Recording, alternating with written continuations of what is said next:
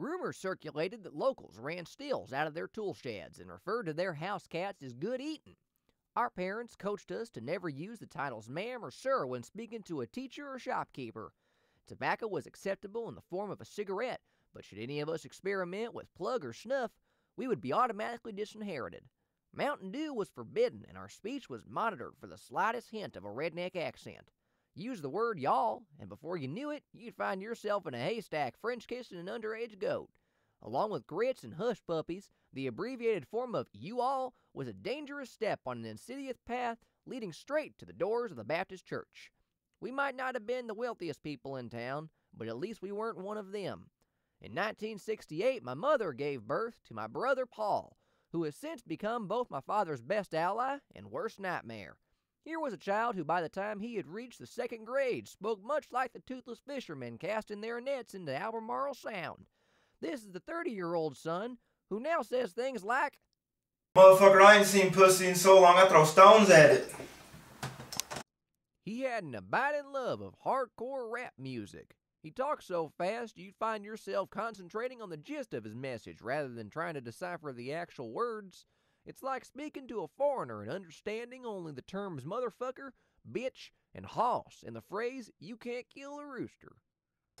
Some people think they can fuck with my shit, but can't nobody kill a rooster. You might can't fuck him up sometimes, but you can't kill a rooster. Can't nobody fuck with me, bitch. Know what I'm saying? My father always had high hopes of Paul getting into Yale or Princeton, but school just never interested Paul at any level.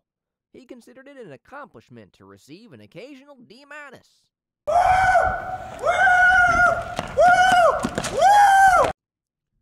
When words fail him, the rooster's been known to communicate with his fists, which, though quick and silent, are no larger than a couple of tangerines. He isn't exactly intimidating. He arrived at the dinner table one night with a black eye. There had been some encounter at a bar, but the details were sketchy. Some motherfucker told me to get out of his face. I said, "Chill, motherfucker."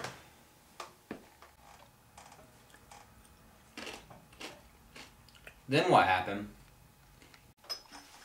Then he turned away, and I punched him right in the back of the motherfucking neck. What happened next?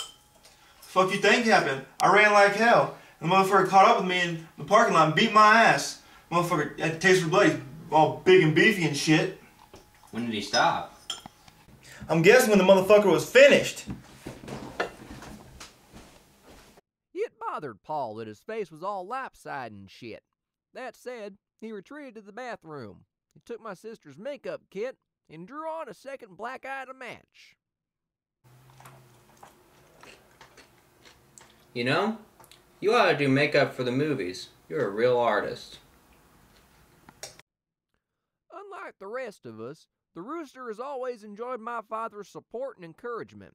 With the dreams of Princeton's officially dead and buried, he sent my brother to technical school, hoping he might express an interest in computers. Paul dropped out, and my father, who was convinced that his lawn mowing skills bordered on genius, set him up in the landscaping business. Once the landscaping business failed, my father suggested that Paul should be a professional tennis player.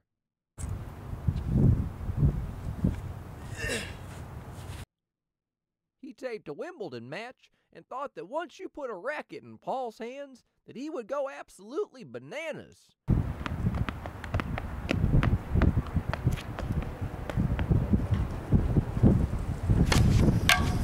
Ow!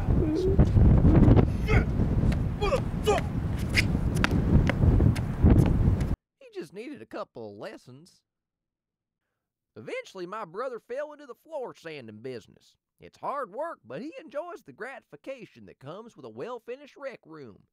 He thoughtfully named his company Silly Peas Hardwood Floors. When my father suggested that the word silly might frighten away the upper-tier customers, Paul thought of changing the name to Silly Fucking Peas Hardwood Floors. The work puts him in contact with plumbers and drywallers from such towns as Bunn and Clayton.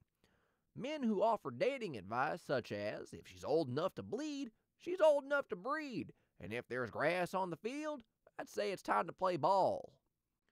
When a hurricane damaged my father's house, my brother rushed over with a gas grill, 3 coolers full of beer, and a traditional fuck-it bucket.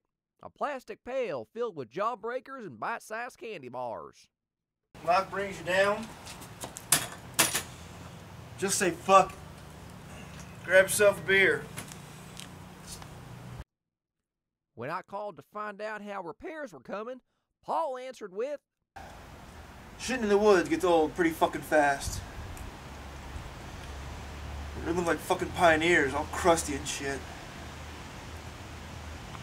It was a difficult time, but the two of them stuck it out.